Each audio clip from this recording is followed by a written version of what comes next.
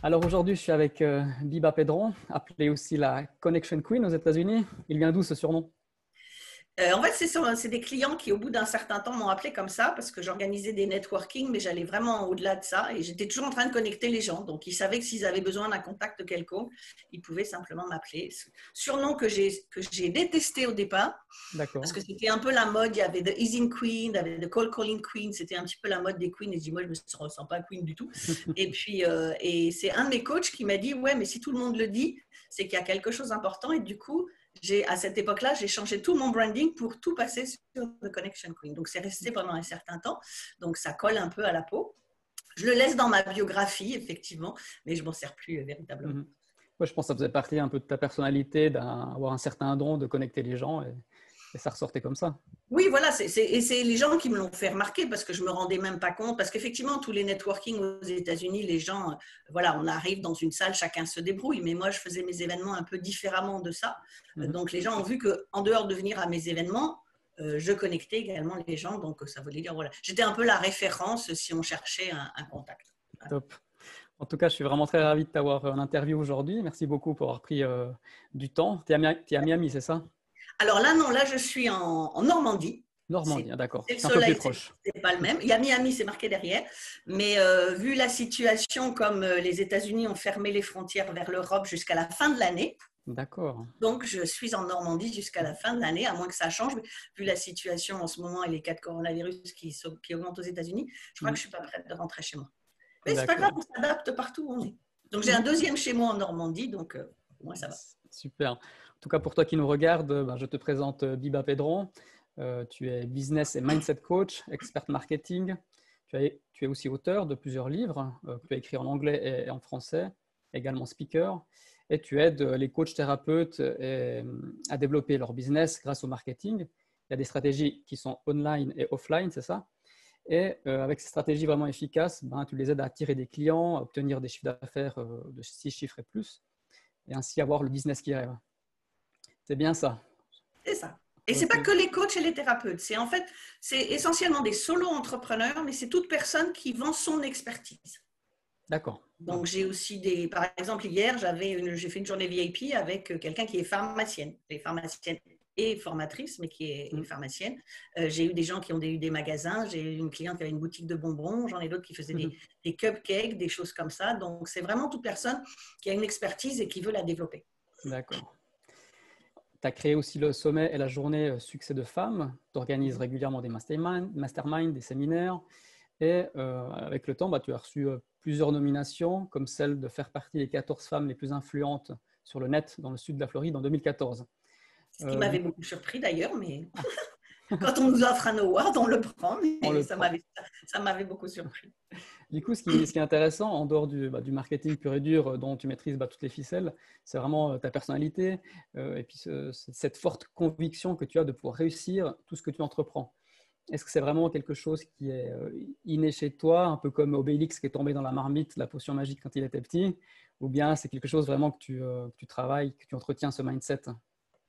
Non, je pense que c'est quelque chose que j'ai toujours plus ou moins eu.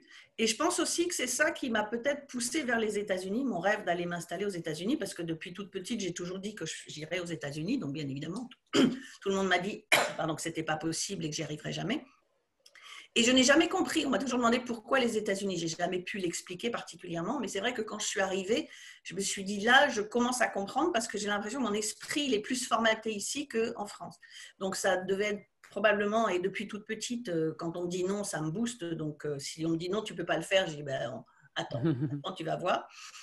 Donc ça a été ça. Et puis ce qui fait que ça m'a renforcée quand je suis arrivée aux États-Unis parce que justement, j'ai vu qu'ils faisaient les choses différemment. J'ai découvert Tony Robbins, alors dans les fin des années 90, on n'en parlait pas en France, hein, quasiment pas. Donc là aussi, quand j'ai lu ces livres, je me suis dit, tiens, c'est un univers que je ne connais pas. On parle de zénitude, attitude ou de positivité, alors qu'en France, on voit plutôt le verre à moitié plein, alors qu'aux États-Unis, on voit le contraire. En France, on voit le verre à moitié vide et aux États-Unis, le verre à moitié plein. Donc, je me suis dit, tiens, là, je suis chez moi. Et même avant ça, d'ailleurs, c'est très marrant parce qu'une fois de plus, je n'ai jamais pu l'expliquer, cette histoire d'aspiration vers les États-Unis. Et j'y suis allée la première fois en 92. Et quand l'avion a atterri à JFK, j'ai une espèce de frisson en me disant, ça y est, tu es à la maison. Donc, ça me confirmait parce que je me suis dit, voilà, je ne connais rien des États-Unis, il n'y a que ce que je vois sur les cartes postales et les reportages. Donc, est-ce que ça va me plaire ou est-ce que je me suis fait un film pendant des années et je vais détester? Et rien qu'à l'atterrissage, sans même avoir vu la ville de Manhattan, je me suis dit, c'est là qu'il faut que je sois. Donc, je pense que ça a toujours été plus ou moins là. Et puis, c'est vrai que je l'ai renforcé en étant aux États-Unis parce que, comme on dit, hein, si on a le bon entourage, ça facilite les choses. Et aujourd'hui, c'est un peu mon cheval de bataille, notamment, parce que là, je suis en train justement de finir mon prochain livre qui sortira mi-septembre et qui est justement sur le mindset. Et c'est un livre que je voulais écrire depuis un certain temps, dont j'ai toujours reporté en disant je ne suis pas prête. Il n'y a pas le petit truc qui manque, un petit truc. Donc là, je l'ai trouvé. Donc, le livre est à la relecture. Et en fait, je me suis aperçue surtout que, donc moi, entre 2006, donc je suis partie aux États-Unis définitivement en 2001-2003. Entre 2006 et 2016, je ne suis jamais rentrée en France. Donc, il se passait des choses. Moi, je voyais tout à l'étranger, à distance. Et depuis 2016, effectivement, je fais la navette entre les deux. Et même si je m'aperçois que la mentalité a énormément changé en France, et heureusement, il y a encore, il n'y a plus les 10 ans d'écart avec les États-Unis, comme on disait toujours avant, mais il y a toujours un écart. Et une bonne chose au niveau de la mentalité, c'est que le développement personnel s'est effectivement développé, mais il y a encore beaucoup de blocages auprès de certaines personnes. Et vraiment, c'est ça mon cheval de bataille, c'est de dire non, mais de toute façon, quoi qu'il vous arrive dans la vie, ma phrase, c'est de dire on ne contrôle pas sa vie, mais quoi qu'il nous arrive, on contrôle nos choix et nos décisions. Donc, quoi qu'on ait envie de faire, même les rêves les plus fous, eh bien, effectivement, on peut les réaliser. D'où ma formule MDR, qui veut dire non pas mort de rire, mais motivation plus détermination égale la réalisation de tous ses rêves. Donc, c'est vraiment ça, c'est d'inculquer cette positivité quelque part à mon petit niveau aux personnes autour de moi et puis essentiellement donc aux entrepreneurs puisque je travaille avec des entrepreneurs parce que cette mentalité positive va complètement transformer leur business en fait et leur faciliter la vie. C'est intéressant la phrase que tu viens de dire là, qu'on contrôle, on a tous le contrôle de notre vie, mais pas forcément ce qui nous arrive. En fait, on n'a pas le contrôle on contrôle notre vie, on ne contrôle pas les événements. Les événements, voilà. Par contre, on contrôle les choix et les décisions. Cette phrase, tu l'as dite quand tu es passé au TEDx. Et puis, je trouve que c'est vraiment très important parce que je vois aussi des gens qui me contactent. Ils ont une activité comme coach plutôt, et puis ils ont des grands rêves, mais ils ne font pas le nécessaire pour les réaliser. Donc, c'est malheureux. Qu'est-ce que tu as envie de dire à ces personnes? Qu'il faut se bouger le derrière, si je veux rester poli. Déjà, qu'on n'a rien sans rien.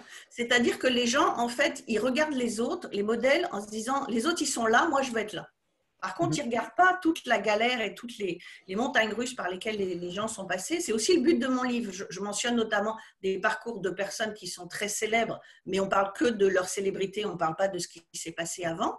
Et je me suis dit dans le livre, si je montre que des personnes qui sont mortes, on va dire, ouais, mais ils sont loin, ils sont américains, c'est pas chez nous, c'est pas machin. Donc, après, il y aura également des parcours de personnes d'aujourd'hui qui sont dans mon entourage.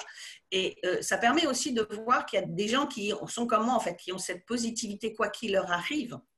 Ils sont capables de passer outre tous les obstacles. Et il y en a d'autres, ils ont un tout petit truc, genre je me suis cassé l'ongle et voilà, la terre, le ciel s'écroule, quoi. Donc, en fait, c'est important. Alors, c'est pas toujours de la faute des gens, mais quelque part, je dis qu'aujourd'hui, avec tout ce qu'on a, toutes les possibilités de s'informer avec Internet d'un clic de souris, si on reste dans cette situation-là parce qu'on a un entourage négatif, c'est de sa faute parce que c'est son choix. Et le fait de ne rien faire, l'inaction, c'est aussi un choix. Donc, s'ils n'arrivent pas à ce qu'ils veulent, je ne dis pas que ça va être facile. Hein. Moi, je ne vais pas raconter mon livre là, mais mon histoire, elle n'a pas été simple non plus. Il y a eu plein de choses, la maladie, des choses comme ça. En permanence, on a des obstacles. À un moment donné, on monte et on dit « Ah, ça y est, là, je suis tranquille. Maintenant, il n'y a plus rien qui peut se passer. » Et boum, il y a un truc qui nous retombe dessus. Mais il faut savoir s'adapter. C'est un peu comme ce qui s'est passé là les 3 derniers mois avec le coronavirus. Il y a plein de gens dont le business s'est écroulé. En disant, je ne peux plus rien faire, ou les gens qui faisaient que du présentiel, par exemple, ou les gens qui avaient des boutiques, ou des choses comme ça. Il y en a plein qui se disent, je ne peux rien faire, donc mon chiffre est à 0 et je vais attendre les aides de l'État. Et puis, il y en a d'autres qui se disent, OK, comment je m'adapte et qu'est-ce que je fais? Et on retourne la situation et on arrive à continuer de s'en sortir. Mhm. Oui, j'ai vu Donc, il faut y aller. par rapport au confinement, c'est vrai que, comme tu disais, certains ont vu en baisse leurs chiffres. Moi, j'en ai plusieurs qui sont venus vers moi en me disant, bah voilà, je me rends compte maintenant de l'importance d'avoir un truc sur le net. Et du coup, ils voulaient de l'aide pour le développer. Toi, comment tu t'es prise? J'ai vu une vidéo où tu expliquais un petit peu ça. Je pense que c'est un peu intéressant pour les gens qui nous écoutent. Je ne sais pas si tu peux reprendre un peu Ça les fait. 3 principes de cette vidéo. En fait, moi, j'ai réfléchi, je dirais, éventuellement pendant une semaine, histoire de dire, OK, bon, déjà, le fait que je ne peux plus rentrer chez moi, bon, ça, c'est Mhm. pas très gênant parce que moi, je travaille de chez moi depuis 93, puisque j'ai monté mon premier business justement en 93, pour avoir la liberté un jour de voyager comme je voulais pour partir aux États-Unis.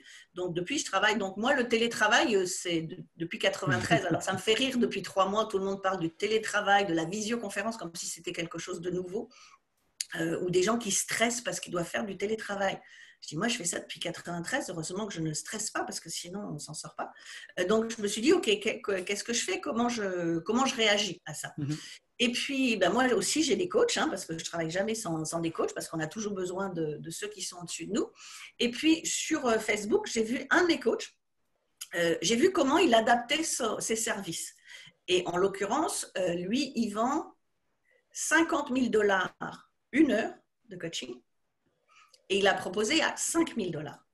Ok. Je dis, waouh, ça fait un gap important, sachant que c'est quelqu'un qui voyage, doit faire 3 fois le tour du monde par an. Donc, il fait que du présent. Enfin, il a plusieurs business, mais celui pour Mhm. lequel je le suis, en tant que coach, c'est que du présentiel. Dans tous les pays, il change de ville tous les jours et ainsi de suite. Donc, bien sûr qu'il a fallu qu'il s'adapte. Donc, je me suis dit, si lui, il passe de 50 000 à 5 000, comment moi je peux adapter mon business? Donc du coup, ça m'a donné l'idée de faire des ateliers en visioconférence, surtout que j'avais un séminaire à Paris qui était prévu le 19 mars. Mhm. Et donc, bien évidemment, il a fallu changer. Donc, j'ai dit, c'est pas grave. J'ai dit à tout le monde, on va le faire en visio. Ça ne va pas changer grand-chose. On l'a fait en visio, ce qui s'est très, très bien passé. Et à la suite de ça, je me suis dit, je vais continuer, je vais faire des ateliers. Des ateliers de 2 heures pour aider les gens justement à créer leurs offres et pour aussi pouvoir s'adapter à la situation en disant si j'ai des offres et qu'aujourd'hui où elles sont trop chères ou les gens pensent qu'elles sont trop chères, comment je peux les adapter, comment j'amène une offre et une autre. Donc j'ai fait des ateliers de 2 heures qui duraient plus souvent 2h30, 3 heures parce que j'aime bien en donner beaucoup. Et avec maximum 6 personnes parce que je voulais pouvoir répondre à tout le monde et j'en ai fait pendant 15 jours. Sauf que pour beaucoup de gens, quand ils baissent les tarifs, c'est j'ai peur, je descends tout, mais je n'ai pas de stratégie derrière. Mhm. Alors que moi, les 60 €, c'est le début du tunnel. C'est un peu comme un e-book gratuit. Sauf que là, Ouais. c'est 60 €. Parce qu'en temps normal, effectivement, je ne fais pas d'atelier à 60 €. Ça n'existe pas dans mes services. C'était ta page de capture. Voilà, c'est ça, tout à fait. Et donc derrière, bien sûr, à la fin de l'atelier, je faisais une offre. Et moi, ma journée VIP, elle est à 5 000. Je la proposais à l'époque à 1 000. Mais en disant, par contre, j'en fais que 5 dans le mois. C'est pas, je fais ça tous les jours. Mais pour les gens qui sont motivés, qui ont vraiment envie qu'en 6 heures, on adapte leur business. Alors, il y en a, c'était l'adapter parce que par rapport à la situation. Et puis d'autres, c'était de se dire, ça fait un moment que je galère. Et puis là, pendant 2 mois, je n'ai pas grand-chose à faire. Donc, je n'ai pas le prétexte de dire, je suis trop occupée. Donc, je vais investir en moi. Comme ça, ça va m'aider à passer le confinement. Et après, au moins, j'aurai des offres qui tiennent la route. Mhm. Mais à la fin de cette journée VIP, j'ai encore une autre offre derrière qui fait pour ceux que ça intéresse, qui veulent, parce qu'en 6 heures, on fait beaucoup de choses. Je leur mets en place tout leur tunnel, le plan d'action sur les 3 à 6 mois et ainsi de suite. Mais après, les gens peuvent se dire, OK, c'est beaucoup de choses. Maintenant, j'ai quand même besoin d'aide pour continuer. Sauf qu'effectivement, le 3e niveau, donc bien sûr, là, je proposais mon coaching 3, 6 ou 12 mois, mais là, le prix, il n'avait plus changé. C'est pas je descends tout, c'est un tunnel de vente, c'est comment j'adapte mon tunnel de vente et après, je retrouve des clients, mais au même niveau qu'en temps normal. C'est pour ça que moi, le confinement, à part être confiné, moi, ça me va bien parce que même quand l'été dernier, j'ai passé 2 mois à Miami et je suis sortie 3 fois de chez moi. Donc, moi, le confinement, il ne m'a pas posé de problème. Mais parce que j'aime bien aussi, je suis fille unique et j'ai toujours été habituée à être toute seule. Donc moi, être toute seule, ça ne me pose pas de problème. Et donc moi, pendant ces 2 mois et demi de confinement, parce que moi, je me suis déconfinée que le 30 mai, même pas le 11, j'ai dit je vais attendre de voir ce qui se passe. Donc Ah, t'as pendant bien 2 mois. fait. Ça n'a rien changé à mon business, ça n'a rien changé à mon chiffre, ça n'a rien changé à mes habitudes. Par contre, j'ai vu beaucoup de gens qui effectivement étaient en pleine panique.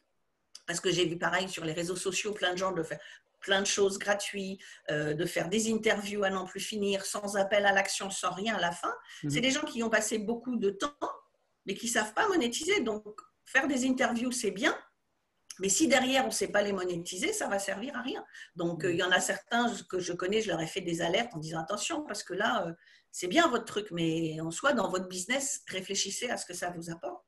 Et puis après, j'ai vu plein de gens qui m'ont contacté, alors que ce soit des anciens clients ou d'autres personnes qui me suivent, en disant ah ouais, Biba, j'ai vu, vous faites des ateliers 60 €, c'est cool, c'est sympa. Donc, je fais la même chose.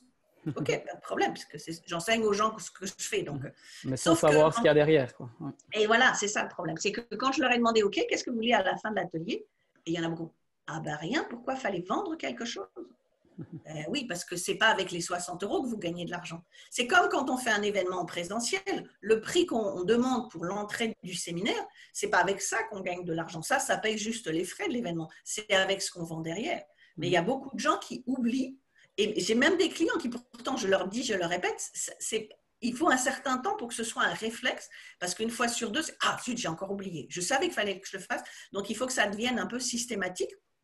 Et j'ai d'autres personnes aussi qui m'ont dit « Oui, mais j'ai fait un atelier. » Alors, certains, c'était gratuit, d'autres payants, avec des clients.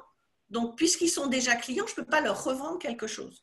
Et pourquoi vous ne pouvez pas leur revendre? Vous leur donnez des conseils pendant 2 heures ou pendant une demi-journée, et après, il faut qu'ils se débrouillent tout seuls. Ben, il y a une partie qui a besoin d'aide, qui a besoin qu'on continue de les aider, de les accompagner. Je dis, si vous ne proposez pas le service, de toute façon, ils vont aller le chercher ailleurs. Exact. Donc, c'est pour ça que moi, je dis que quels que soient les tarifs, qu'on les monte ou qu'on les descende, et on a le droit de les descendre. Moi, je dis toujours à mes clients, il n'y a pas de règle sur des tarifs, hein, sur dire c'est écrit dans la pierre, il faut les augmenter 2 fois dans l'année. Ce n'est pas comme les soldes. Hein.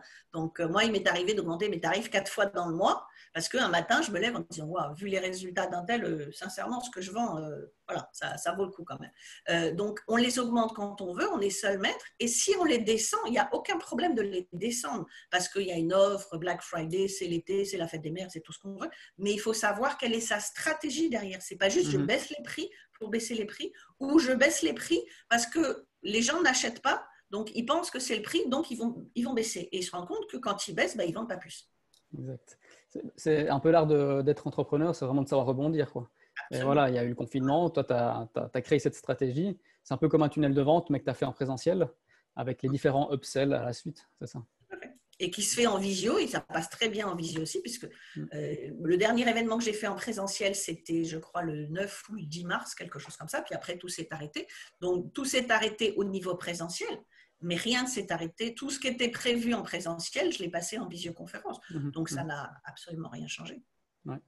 Un aspect qui est intéressant au niveau indépendamment plutôt de la stratégie qu'on utilise, c'est un truc vraiment important que je fais aussi travailler avec les clients que j'accompagne, les coachs qui utilisent la PNL, c'est celui de la visibilité, et que, en fin de compte, il faut qu'il soit, comment dire ça, que le client soit naturellement attiré, que ce soit vraiment facile pour lui de décider d'acheter, et c'est pas l'autre qui vend, c'est le client qui décide d'acheter, parce que c'est beaucoup plus facile de convaincre quelqu'un qui te connaît déjà, d'où l'importance de vendre à déjà des clients, comme tu l'as dit avant. Du coup, c'est pas seulement ça. C'est-à-dire que moi, effectivement, mon slogan, c'est stratégie, visibilité, impact. La stratégie, parce que si on n'a pas de stratégie marketing, ben, ça ne fonctionne pas. Ouais. Et après, la visibilité, parce qu'on peut avoir de super stratégies, mais si personne ne nous connaît, on a aussi le plus beau secret du monde. Mais en fait, moi, c'est ça justement. J'aide aussi les gens à attirer les gens, pas à vendre. Moi, je dis toujours comment vendre plus sans vendre. C'est-à-dire que ça ne sert à rien d'essayer de pitcher les gens en permanence en disant « je suis le plus beau, je suis le meilleur, il faut venir avec moi parce que si vous ne m'achetez pas, vous n'allez pas vous en sortir ». Ça fonctionne encore pour certains, mais ce n'est pas ça, c'est pas humain. Il n'y a pas d'humanité sur cette stratégie-là. Par contre, le but d'un entrepreneur, et même si on regarde les plus grosses entreprises qui fonctionnent de cette façon-là, c'est de communiquer, de donner de l'information, de donner du contenu, que les gens se rendent compte par eux-mêmes qu'on est la personne, en fonction du problème qu'ils ont, bien sûr, qu'on est la personne qui va les aider. Et plus ils vont voir de choses, et s'ils voient des témoignages, parce que c'est pareil, si je dis toute la journée, je suis la plus belle et la meilleure, bon, peut-être que je me fais plaisir, mais les gens vont dire, évidemment qu'elle va être. Et si derrière, on a les clients, les témoignages clients qui montrent, on a 1, 2, 10, 20, 30, 50 et plus, qui montrent que le résultat qu'on annonce, les clients l'ont. Comme moi, effectivement, je dis que nombre de mes clients, je ne dis pas tous mes clients, mais je dis nombre de mes clients, ceux qui suivent les stratégies, double ou triple leur chiffre d'affaires en 90 jours. Ça, je peux le raconter toute la journée si je veux. Les gens ne sont pas censés me croire. Maintenant, s'ils voient les témoignages Et en plus, si on fait des témoignages vidéo, c'est encore mieux. Mais s'ils voient les témoignages des gens qui disent « Ah ben oui, j'ai doublé en 90 jours, ou j'ai triplé en 45 jours, ou j'ai fait ceci, ou j'ai fait 20 000 en une semaine, ou des choses comme ça », c'est du concret, donc ça apporte de la crédibilité. Et le fait que ce soit les gens qui nous choisissent, là où ça change la donne aussi, c'est qu'à partir du moment où ils ont pris la décision, on parlait tout à l'heure des choix et des décisions, à partir du moment où ils ont pris la décision, peu importe le tarif. Et ça, je le répète à tous mes clients et les gens ont beaucoup de mal à croire. Je dis, peu importe le tarif. Vous pouvez être 2 fois, 3 fois, 10 fois plus cher que les autres. Vous n'aurez pas tout le monde, mais vous aurez toujours du monde.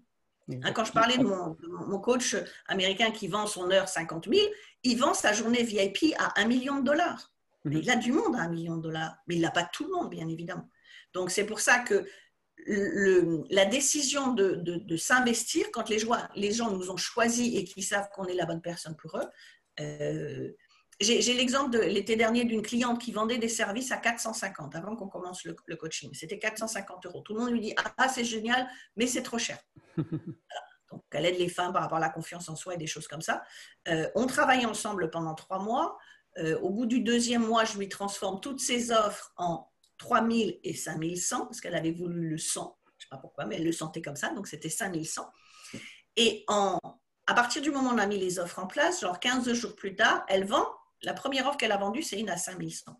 Et c'était une des personnes qui, 3 mois plus tôt, avait dit 450, c'était trop cher. Pourquoi? Parce que la façon dont on a présenté les choses et si on montre le résultat et la priorité du client, si le client voit sa priorité et s'il voit en nous, et c'est là où le branding est important, si il se reconnaît dans notre personnalité, s'il aime ce qu'il voit et des choses comme ça, il trouvera l'argent. Et donc, cette personne-là, qui n'avait pas 450, même à payer en 3 fois, 3 mois plus tôt, elle paye 5 000 en une fois, en 48 heures. Et sur les 48 heures, elle rappelle ma cliente en disant « Tu as oublié de m'envoyer ton RIB, je ne peux pas te payer. » Donc, voilà. Donc, quand on attire les gens, ils sont impatients, ils arrivent, ce que j'ai dit, carte de crédit en main ou prêts à faire leur virement parce qu'ils sont pressés, parce qu'ils ont vu la priorité pour eux et qu'ils savent qu'il va y avoir une transformation. C'est pour ça que je dis que dans nos services, en fait, il faut voir est-ce qu'on apporte une expérience ou une transformation de vie. Et cette transformation de vie ou cette expérience, elle n'est pas juste sur le temps qu'on travaille avec les gens, le temps qu'ils achètent notre produit. C'est des choses qu'ils vont garder dans le futur. Quand j'aide une cliente à faire 20 000 en une semaine alors que les années précédentes, elle faisait à peine 10, c'est sûr que ça ne change pas que cette semaine-là. Ça change le reste de l'année, ça change l'année où on est ensemble, mais ça change aussi le reste de son business. Donc, c'est ça qu'il faut voir. Et c'est pour ça que beaucoup de gens ont peur de développer leurs tarifs en disant si je monte, les gens ne vont plus m'acheter. Exact. En anglais, c'est intéressant parce qu'il y a 2 façons de traduire le mot vendre. Il y a to pitch et puis to sell. C'est vrai que si tu pitches ton truc en disant chaque fois je suis la meilleure, c'est mon meilleur produit, etc., tu fais fuir les gens. Par contre, si tu vends, on va dire, dans le sens où tu attires les clients à toi, ça fait toute la différence. Puis, je pense un peu le livre que tu avais écrit, Stop Pitching et puis Start Networking, c'est un peu basé là-dessus, c'est ça? Tout à fait, c'est-à-dire que c'est pareil. Moi, j'ai organisé, donc pendant plus de 5 ans, j'ai organisé des soirées networking. Ça a été mon premier business aux États-Unis quand je suis arrivée en 2003 et que j'ai obtenu mon visa. Parce qu'en fait, il fallait que j'obtienne un visa si je voulais rester sur place. Et à force de galère, je me suis aperçue que si je montais une société, je pouvais obtenir un visa. Et c'est là aussi où justement, j'ai découvert le networking parce qu'à l'époque, ça n'existait pas en France. Donc, je me suis dit, tiens, j'aime bien ce concept-là, mais je n'aime pas nécessairement comment c'est fait. Donc, moi, je l'ai fait différemment. Parce que ce que je me suis aperçue quand je suis arrivée aux États-Unis, c'est donc, j'ai découvert les networking. Donc, j'allais à des networking. Et en fait, c'était toujours ah oui, tiens, on se revoit, on se fait un café, we keep in touch. OK. Et pendant les 6 premiers mois, moi, je ne connaissais pas leur stratégie. Donc, chaque fois que quelqu'un me disait on va au Starbucks, on se fait un café ou on se fait un thé. OK, on y va. Et pendant 6 mois, pratiquement, je n'ai fait que ça. Qu'être chez Starbucks à prendre des thés en permanence. Alors, à part le fait que ça fait faire aller souvent aux toilettes, le thé, donc quand on en fait plusieurs dans la journée. Mais au bout d'un moment, ils me disent tous we keep in touch et puis il ne se passe rien. Ils me donnent leur carte de visite, mais il ne se passe rien. Donc, j'ai dit networker, c'est quoi? C'est comme ce que je disais tout à l'heure. Si on fait du gratuit ou si on fait des interviews ou si on fait des lives en permanence, mais qu'on n'a pas de stratégie derrière, le networking, c'est pareil. Et du coup, j'ai rencontré, pour moi, c'était nouveau. Je ne connaissais pas, j'ai appris. Mais eux, les Américains, ils faisaient ça depuis longtemps. Si on est…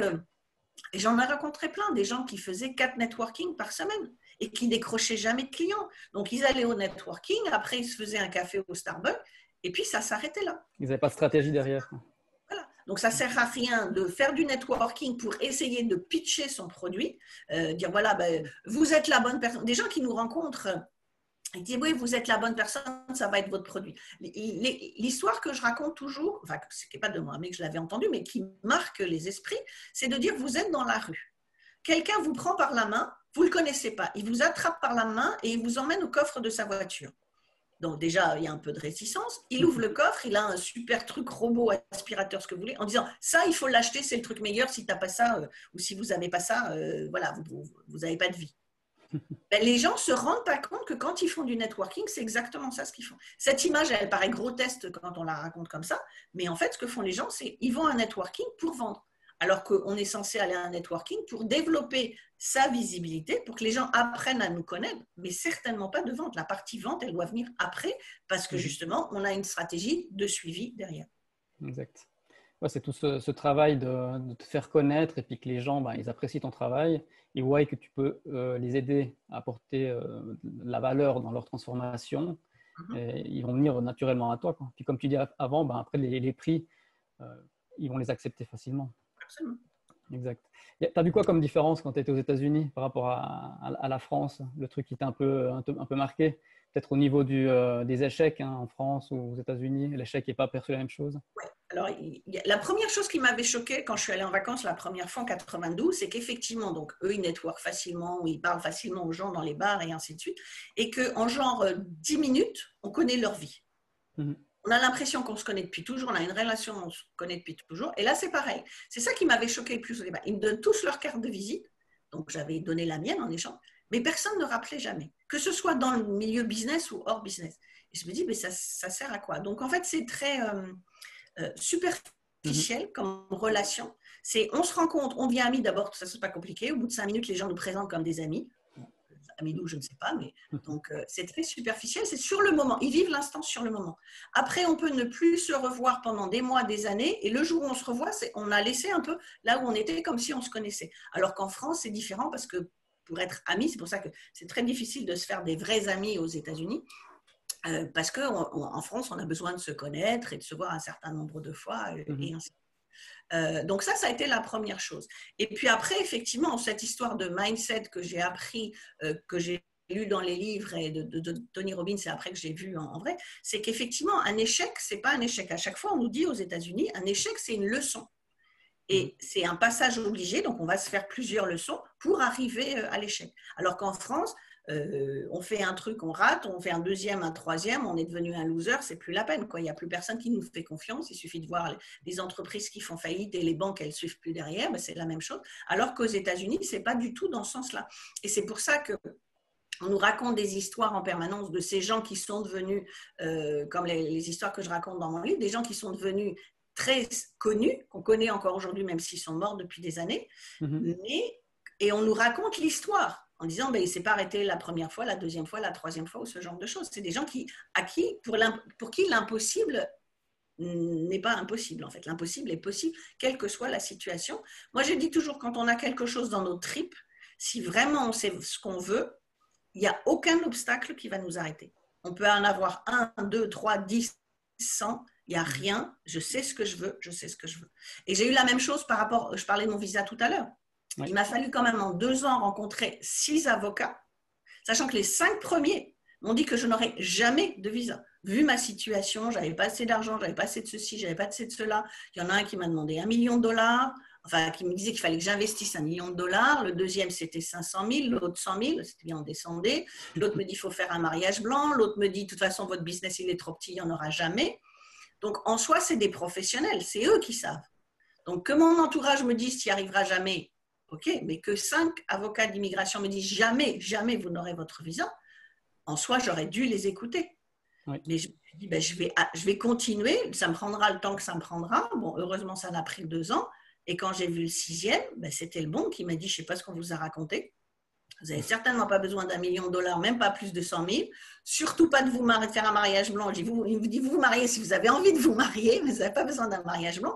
Et 6 mois plus tard, j'avais mon visa. avec un investissement que tous les autres me disaient qu'il était impossible. Et une fois que j'ai lancé le business, dans mes networking, il y avait aussi des avocats d'immigration qui me soutenaient, parce que moi, à l'époque, j'avais investi 35 000. On me disait de 1 million à 100 000, j'en ai investi 35, que je n'avais pas, donc que j'ai emprunté. Mais une fois que je rencontrais des avocats d'immigration, j'avais eu mon visa avec mes 35 000. Il y en a plein qui me disaient, non, non, c'est pas possible. Et c'est pour ça aussi qu'à un moment donné, j'ai créé une deuxième activité, mais parce que je surfe toujours un peu sur la vague, parce qu'il y avait beaucoup de Français qui venaient à mes soirées, non pas pour le côté networking, parce que au début, ça allait trop vite pour les Français. À l'époque où ça n'existait pas encore en France, ils disaient « Oh là là, les Américains, c'est trop rapide. » Ben oui, parce que business is business. Hein, on y va, c'est pas pour se raconter des petits trucs. Et que du coup, il y a plein de gens qui sont venus me voir en disant « Mais vous avez fait comment pour avoir pas un gros business, vous n'avez pas acheté un commerce ou des choses comme ça, vous avez fait comment ?»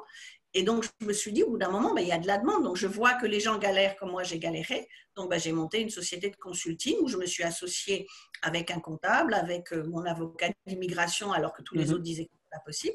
Et en fait, je dirais que alors, je l'ai fait pendant plus de 10 ans. Mais facilement, sur les 8 premières années, on a toujours eu des visas pour des gens qui investissaient moins de 100 000. Alors que tous les autres avocats… Alors maintenant, la situation a encore changé. Mais j'étais un peu spécialisée dans ceux qui voulaient monter un petit business comme le mien et leur dire non, on n'a pas besoin de 100 000.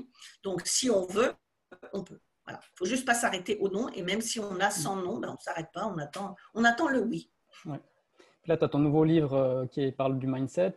Toi, tu aussi, tu es coach mindset, tu as aidé des centaines d'entrepreneurs. C'est quoi un peu le best-of des 3 plus gros blocages que les entrepreneurs ont le plus souvent et qui les bloquent dans leur croissance? C'est la confiance en soi.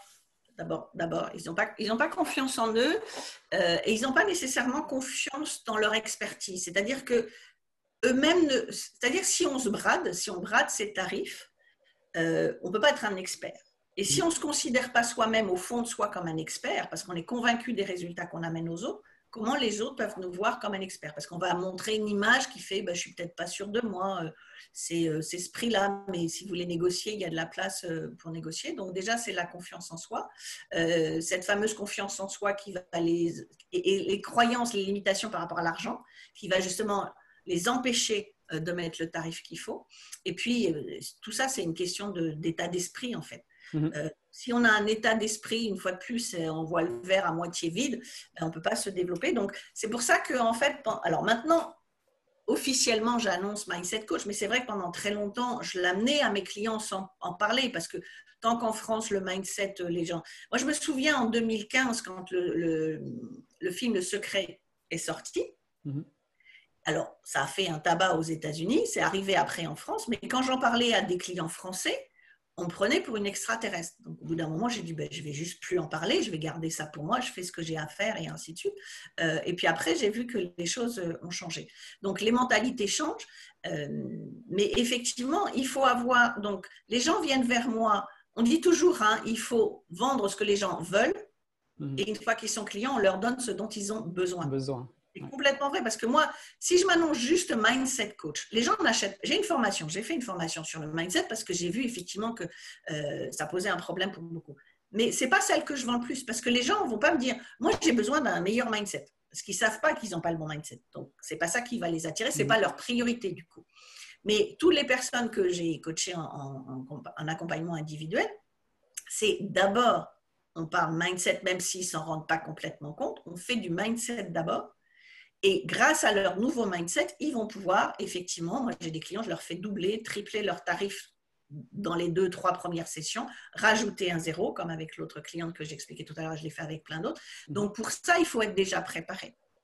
Et après, il y a aussi ce mindset de dire, OK, comment je gère l'argent? Parce que tous les gens qui ont des problèmes avec l'argent, moi j'ai beaucoup de clients qui, par exemple, j'arrive à leur faire augmenter le tarif, ça va, mais elles sont toujours en train de le proposer en plusieurs fois. Jamais elles proposent qu'on les paye en une fois. Parce que c'est cette peur ou de se dire, non, les gens, ce n'est pas possible, ils ne peuvent pas me payer 5 ou 10 000 en une fois. Donc, j'ai dit non, vous ne présentez pas d'abord le paiement 3 fois, vous proposez le paiement une fois, et si ça ne passe pas, vous proposez le 3 fois. Mais moi, par exemple, j'ai 70% de ma clientèle qui me paye en une fois. Mais il y a plein de gens qui pensent que ça n'est pas possible. Donc, c'est toutes ces histoires-là de changement de mentalité qui fait qu'une fois, on dit bien la formule, c'est 80% mindset, 20% marketing et stratégie. Donc, si on n'a pas le bon état d'esprit, on peut faire tout ce qu'on veut en marketing. Et je suis bien placée pour le savoir aussi parce qu'avant d'avoir ce bon mindset-là, quand je suis arrivée aux États-Unis, j'avais quand même, même si je me sentais un peu différente des autres en France, mais j'avais quand même un mindset très français. Donc, il a fallu, déjà pour accepter que j'avais besoin d'un coach, il m'a fallu 2 ans. Parce qu'à l'époque, il n'y avait pas de business coach en France. Donc, une fois que j'ai compris que mes collègues, je les voyais monter, et à un moment donné, je dis, mais pourquoi eux, ils montent et pas moi? Je ne me sens pas stupide. Donc, quand j'ai compris qu'effectivement, ils avaient des coachs qui faisaient partie de Mastermind, donc je dis, bon, allez, c'est vers là qu'il faut que j'aille.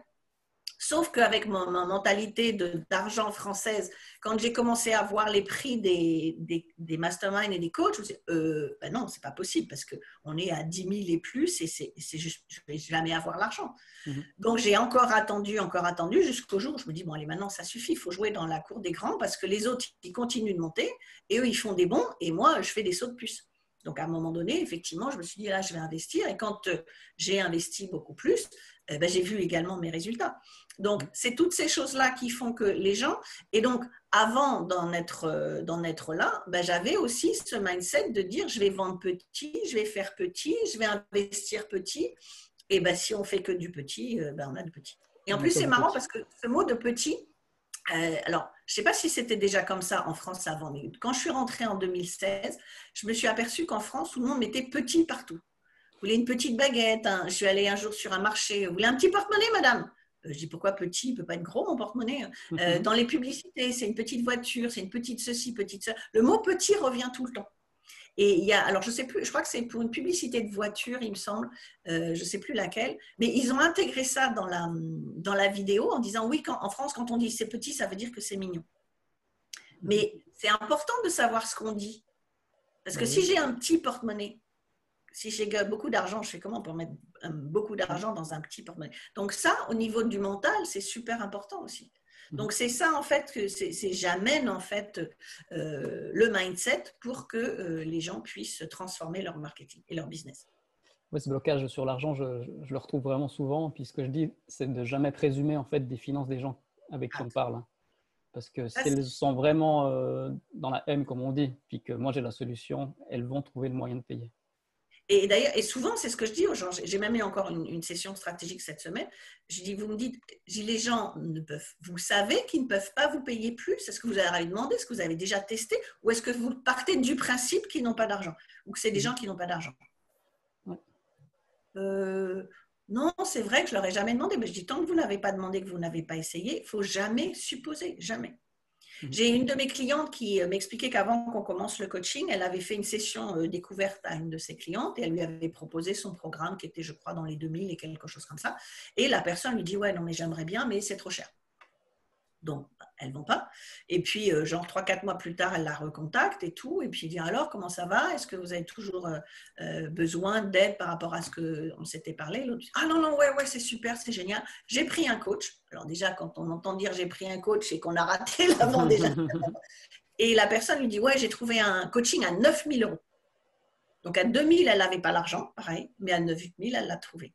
Pourquoi? Parce que tout dépend de la façon, si on présente une fois de plus, hein, je me répète toujours auprès de mes clients, je leur dis, tant que vous ne montrez pas cette priorité, cette transformation de vie que vous leur apportez, eh bien, il ne va rien se passer et les gens vous diront toujours c'est trop cher. Si c'est une priorité, ils trouveront l'argent d'une façon ou d'une autre.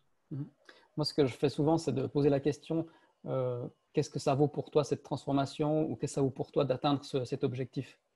Et en fait, tant que la personne, elle ne me donne pas un prix, moi, je ne vais pas plus loin parce qu'il faut que ça vienne vraiment d'elle. Et souvent, des fois, ils disent des prix même plus élevés de ce que j'aurais voulu vendre. Oui, et souvent, j'ai même des gens qui me disent, mes clients me disent que je ne suis pas assez cher. Je dis, c'est pas l'alerte, ça, qu'il y a un truc, la valeur de ce qu'on m'a apporté, c'était pas…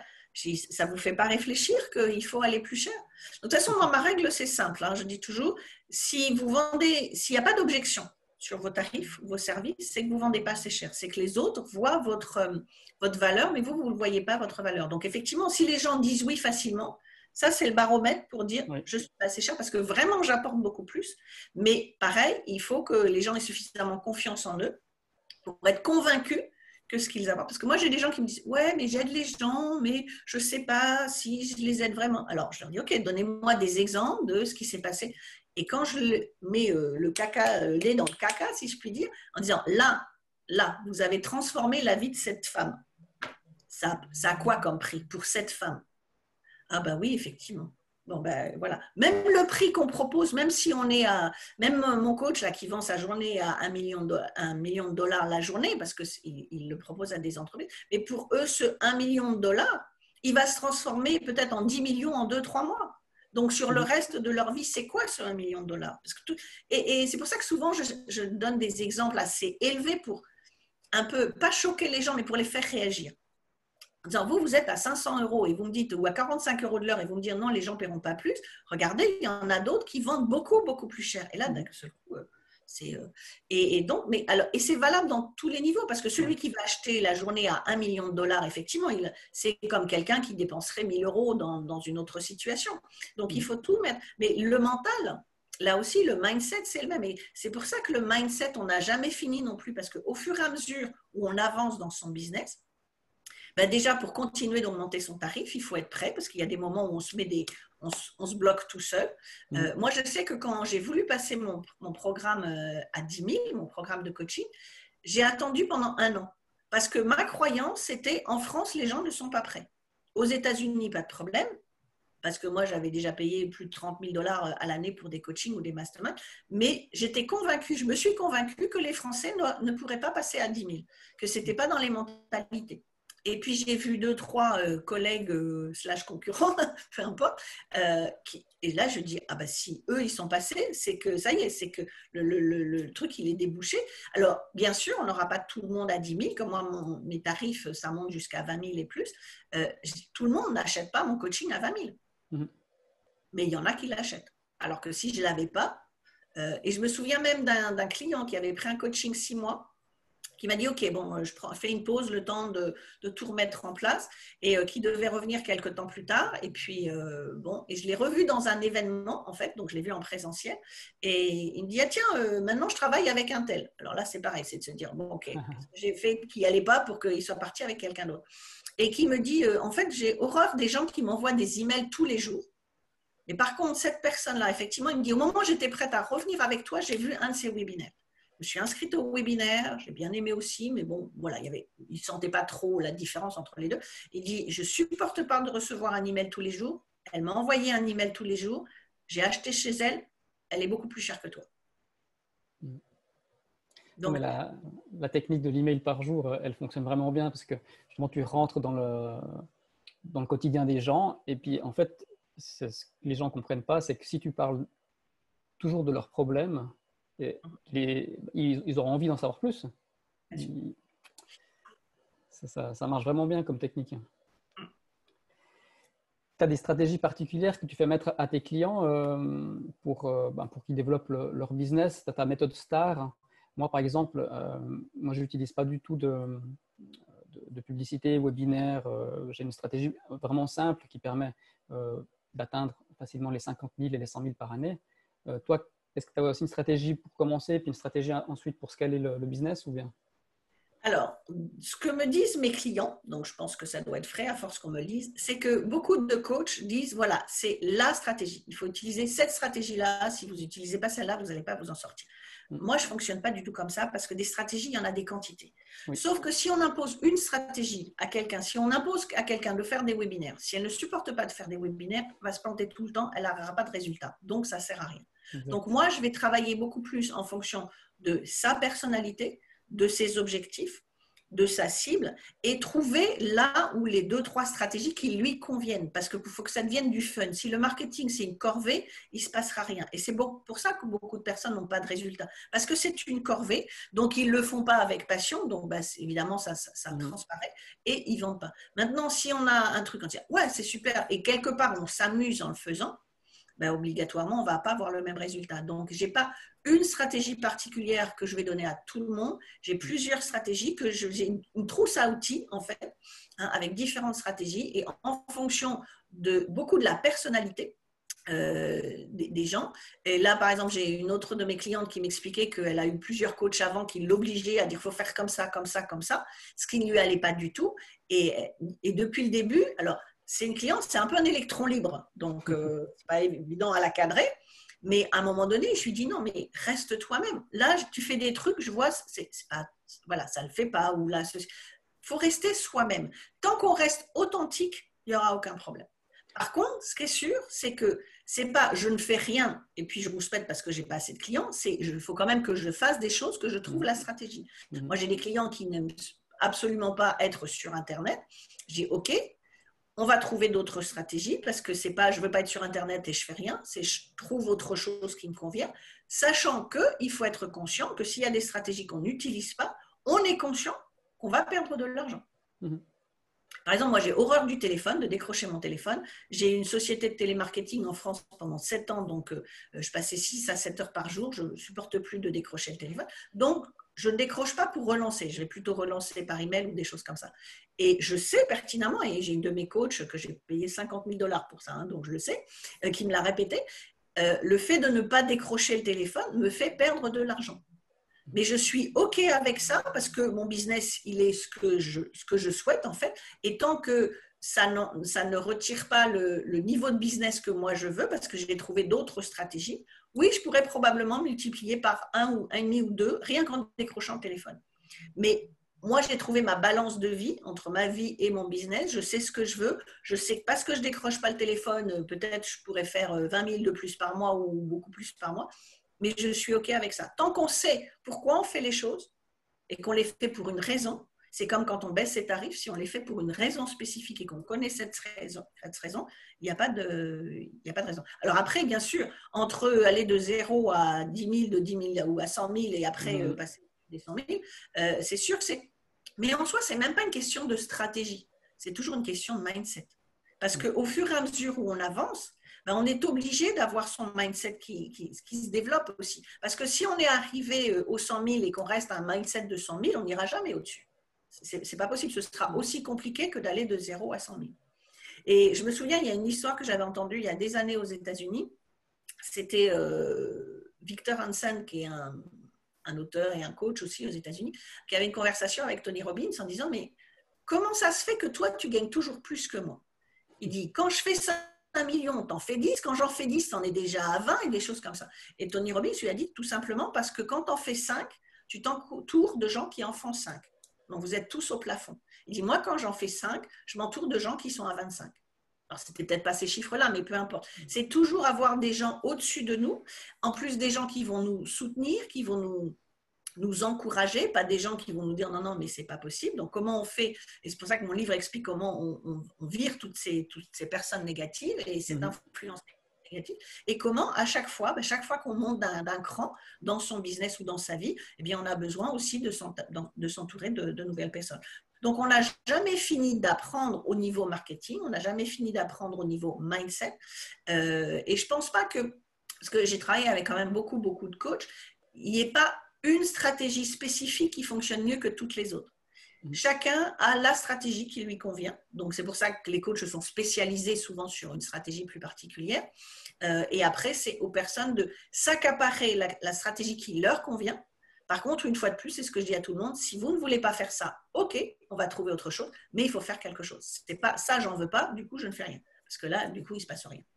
Oui, c'est important de prendre du plaisir. Si quelqu'un n'aime pas envoyer un mail par jour, il ne faut pas qu'il s'essouffle à faire ça parce que tout son business va en ressentir.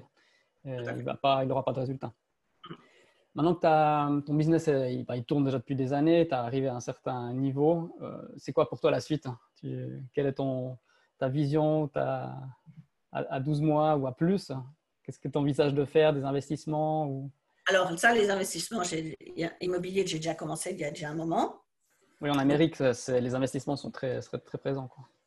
Oui, mais je n'ai pas investi aux États-Unis. Ah, d'accord. Je voulais investir en 2009 quand effectivement il y a eu la crise. Mais là aussi, au niveau du mindset, pour investir dans l'immobilier, je n'étais pas prête parce que je me disais, est-ce que je vais réussir? Est-ce que je ne vais pas perdre de l'argent? Est-ce que ceci, est-ce que cela? Donc, j'ai sûrement laissé passer pas mal d'opportunités. Après, il y a eu pas mal d'opportunités à Détroit. Et finalement, j'ai investi en France. Là, j'ai investi investi ici, là où je suis en Normandie. J'ai investi également en Guadeloupe. Alors, bien sûr, j'ai acheté mon appart. Moi, j'ai acheté mon premier appartement à 24 ans, 24-25 ans, où là aussi, à l'époque, j'avais acheté en Seine-et-Marne parce que avec mon budget, je ne pouvais pas rester dans Paris. Donc, pareil, on sait ce qu'on veut. Bon, il faut aller un peu plus loin. Mais, et pareil, j'avais investi, j'avais 0 centime d'économie et tout le monde m'a dit non, non, mais ce n'est pas possible, tu n'y arriveras pas. Et en 18 mois, par rapport à la date où j'avais dit j'ai acheté mon appartement, j'ai acheté mon appartement aussi quand je suis arrivée à Miami. Mais les investissements financiers, effectivement, pour moi, c'est ma façon de préparer ma retraite. Parce que je sais pertinemment que ce soit en France ou aux États-Unis, le jour où je décide d'être à la retraite, il n'y aura pas d'argent dans les caisses. Donc, moi, toutes les personnes qui disent j'attends après l'État, je veux ma retraite, je veux ceci, on sait que.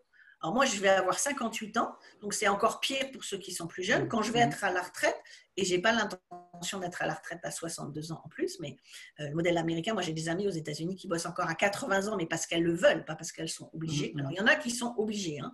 Quand je vois des petites mamies de 80, alors mes mamies, si ma mère elle me regarde, elle va avoir 80 ans, mais quand je vois des femmes de 80 ans qui sont obligées de travailler dans des supermarchés à pousser les caddies ou mettre les ça me fend le cœur par contre. Mais j'ai des amies qui, elles, ont une vie sympa et qui ont 80 ans, et quand je leur dis, mais quand est-ce que tu vas prendre ta retraite la retraite, mais c'est quoi la retraite?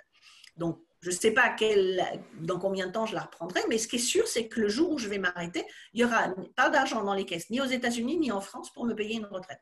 Donc, si je ne me la prépare pas maintenant, si je veux subir, et je peux rouspéter, et je peux aller sur les ronds-points pour dire il faut augmenter mes retraites, s'il n'y a pas d'argent dans les caisses, il n'y a pas d'argent dans les caisses. Donc, qu'est-ce qu'il faut faire? Et bien, dans ces cas-là, on prend sa vie en charge, et c'est pour ça que j'ai commencé effectivement à investir, parce que c'est ça qui me permettra de payer ma retraite et de m'arrêter quand j'ai envie de m'arrêter. C'est-à-dire qu'effectivement, si je voulais m'arrêter aujourd'hui, je n'ai pas de problème, je peux m'arrêter financièrement, je peux m'arrêter de travailler aujourd'hui. Sauf que je pars déjà pas souvent en vacances parce que je m'ennuie en vacances. Donc, si je me mettais à la retraite, je ne sais pas ce que j'en ferais. Donc, c'est vrai que pendant très longtemps, j'ai eu ce rêve américain qui m'a bougé. J'ai un autre rêve qui me tient depuis vraiment des années. Mais j'en parle pas parce que là aussi, je ne suis pas prête.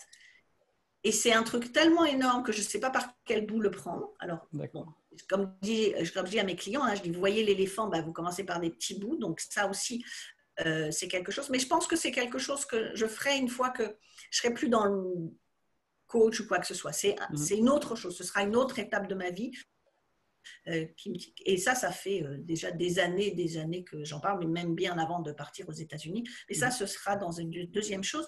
Ce qui veut dire qu'aujourd'hui, parce que c'est pareil, si on n'a plus de rêve ou si on n'a plus de projet ou d'ambition, eh ben, on va arriver à un plateau. Donc, il faut toujours qu'il y ait un truc qui nous oblige à continuer de monter. Donc là, en plus, c'est des gens complètement différents, c'est un autre monde, c'est différentes choses comme ça. Donc, mais même si je ne le fais pas en soi maintenant, le fait d'y penser, de me renseigner, de lire dessus, voilà, je prends une marche après. Tu prends la direction pour y aller gentiment. Donc, et peut-être que je ne le ferai jamais, je ne sais pas. C'est pour ça que, contrairement à quand j'étais plus jeune, où je disais je serai américaine un jour, et là c'était, voilà, vous allez beau me dire ce que vous voulez, mais je le serai. Alors, officiellement, je ne serai jamais américaine, parce que tant que j'obtienne, là je suis en processus de carte verte, là, qui date déjà depuis plus de 2 ans, et il y en a encore pour un petit moment. Après le temps d'attendre les 5 ans, voilà, je serai trop vieille, ça n'aura plus d'intérêt. Mais ce n'est plus mon objectif d'avoir la nationalité. Moi, je m'en fous, du moment que je vis sur place, ça me va bien. Donc là, je pouvais traverser des tempêtes ou des ouragans et dire à tout le monde, j'irai. Là, c'est un autre projet qui me tient à cœur, mais différemment. Donc c'est pour ça que, quelque part, je le garde pour moi. Mais ça ne veut pas dire... Donc je ne peux pas dire si celui-là, il se fera ou pas. Mais en tout cas, ce qui est sûr, c'est ce qui me permet de continuer d'avoir des ambitions pour dire, ben voilà, ce que je fais, ce que je gagne, l'argent que je fais, comment je peux le faire et ainsi de suite, de me renseigner. Parce que comme c'est un monde complètement différent qui n'a rien à voir, voilà, je connais personne dans mon entourage qui fasse ce genre de choses. Donc, il faut aller chercher les gens ailleurs. Et c'est comme tout, hein, plus son mindset se développe, et ben les 5 personnes qui, comme disait... c'est quoi, James Ron, les 5 personnes qui nous entourent, et bien à un moment donné, il faudra que je aille chercher ces 5 personnes. Bon, tu nous donnes comme une belle leçon, comme quoi il faut toujours avoir des objectifs et puis même des rêves, et c'est ça qui nous fait avancer. Ah ben bien sûr. Sinon, il ne se passe plus rien. Sinon, c'est Mhm. comme une plante, hein, si on ne lui met pas d'eau, elle meurt. Ben, c'est pareil. Biba, comment on rejoint ta liste? Comment on peut être au courant de tes offres du moment? Alors, on peut aller sur mon site bibapedron.com ou sinon, là où on va me trouver le plus, c'est sur Facebook. Donc, on tape Biba Pedron et on va me trouver sur Facebook. Et puis, des offres, effectivement. Alors, j'ai des formations en ligne qui sont plus axées personal branding parce que Mhm. c'est vrai que même si le marketing, c'est la totalité, en fait, il y a plein de choses dans le marketing. Le personal branding, c'est quelque chose que j'enseigne également parce que beaucoup de gens l'oublient ou ne savent pas ce que c'est. Et surtout que je m'adresse essentiellement à des solo-entrepreneurs. Et en fait, le branding, c'est nous. Alors, c'est nous, Mhm. notre Oui. personne. Donc, je ne peux pas développer tout là, mais et les gens, en fait, et c'est pour ça qu'en France, les gens se cachent, ont peur de la visibilité, justement, donc se cachent derrière. Et c'est aussi pour ça que j'ai créé Succès de femmes. Et en fait, je l'avais créé aux États-Unis et quand je l'ai amené en France, il m'a fallu 2 ans pour trouver les personnes qui acceptaient d'intervenir. C'est-à-dire que je me disais, quand je suis rentrée en France, quand je regardais, je me disais, aux États-Unis, les femmes entrepreneurs, on les voit, elles sont visibles, elles n'ont pas peur. Mhm. En France, elles sont où ces femmes qui réussissent? Parce qu'obligatoirement, il y en a, mais on les voit nulle part. Donc, il m'a fallu 2 ans pour trouver effectivement des intervenants qui acceptent et ainsi de suite. Donc, maintenant, les sommets. Et c'est pareil, j'ai fait le premier sommet pour les francophones, pour les femmes, par les femmes. Parce qu'avant, c'était des sommets pour les femmes, Ouais. mais les intervenants, c'était des hommes. Et j'ai rien contre les hommes, mais je dis, si on veut montrer aux femmes qu'on peut s'en sortir toute seule, c'est pas un homme qui doit nous donner une leçon. Et quand je l'ai fait la première fois, c'est vrai que beaucoup de femmes m'ont dit, waouh, vous nous avez apporté un truc là, j'avais envie de tel projet, j'avais envie de faire ceci, mais j'avais aucun modèle, et là, vous m'en amenez 10 sur un plateau. Mhm. Donc, c'est pour ça que je le fais toujours. Et donc, il y a les sommets. Et puis, donc, je propose effectivement du coaching individuel, les formations sur le branding et puis donc le livre qui… faut me suivre sur Facebook comme ça et les gens Voilà. verront quand le livre sera sorti, logiquement mi-septembre. Je mettrai tous les liens en dessous de l'interview là dans YouTube. En tout cas, merci pour cette invitation. C'était un Ben, plaisir merci à toi. parce qu'on ne se connaissait pas, donc un plaisir Exact. de découvrir de nouvelles têtes aussi, c'est important. J'ai pris beaucoup de plaisir et je pense que tu as partagé aussi beaucoup de pépites et surtout de le courage et de conviction que je pense que tu transmets. Tu as une espèce d'aura par rapport à ça, c'est super chouette. Merci beaucoup et je te souhaite une très bonne continuation. À très bientôt et à très bientôt à tout le monde aussi. Bye bye.